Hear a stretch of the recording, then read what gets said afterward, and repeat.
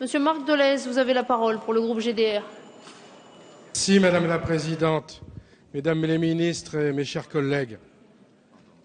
Personne ne sera surpris ici si j'indique que notre groupe considère que le projet de loi dont nous avons entamé l'examen cet après-midi est d'une extrême gravité et que son adoption serait lourde de conséquences.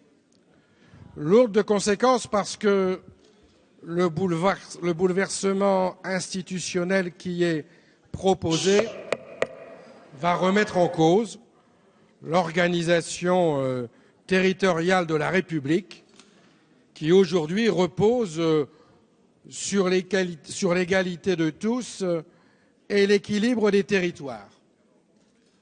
En prenant, je crois, les choses à l'envers, vous nous proposez, avec ce texte, de faire des métropoles la clé de voûte de l'organisation territoriale de la République.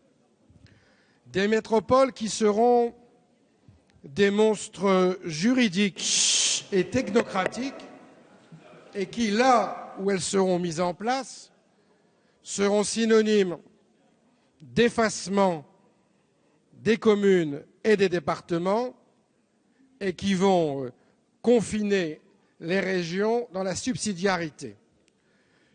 Nous craignons très fortement que la mise en place de ces métropoles ne fasse qu'aggraver la fracture territoriale et, de fait, n'induise une France des territoires à plusieurs vitesses. Notre opposition à ce texte, Mesdames les ministres, est donc sans concession. Et nous le dirons dans la discussion générale, que cela concerne les métropoles de droit commun, les métropoles d'exception, à Paris, à Lyon et à Marseille, considérant qu'elles remettent en cause l'organisation territoriale telle que nous l'avons héritée de la Révolution française. Ceci étant, nous préférerions, je vous le dis très clairement, que la discussion de ce texte s'arrête à ce stade. Pour plusieurs raisons. La première, je l'ai dit, nous ne pensons pas, pour les raisons indiquées, que la discussion de ce texte soit opportune et compte tenu de sa philosophie, nous ne considérons pas non plus qu'il soit améliorable. Deuxièmement, nous pensons que ce texte porte atteinte à des principes tout à fait importants, comme le principe constitutionnel de libre administration des collectivités territoriales de la République.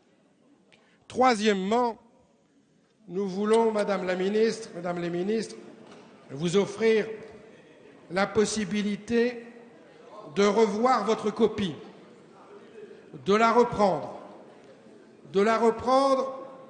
en association et en concertation avec les élus locaux, avec leurs associations, avec les citoyens aussi, parce qu'il ne peut pas y avoir de réforme de la démocratie locale sans démocratie.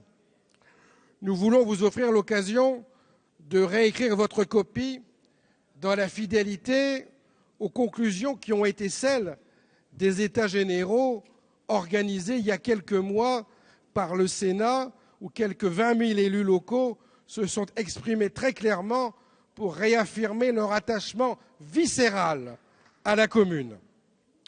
Et puis, nous voulons aussi vous permettre, en quelque sorte, de renouer avec les principes fondateurs des lois de fer de 1982. Alors, pour toutes ces raisons, pour des raisons qui sont propres à notre groupe et qui traduisent ce que nous pensons depuis longtemps de tous ces sujets, notre groupe va voter la motion de rejet préalable. Merci, monsieur le député.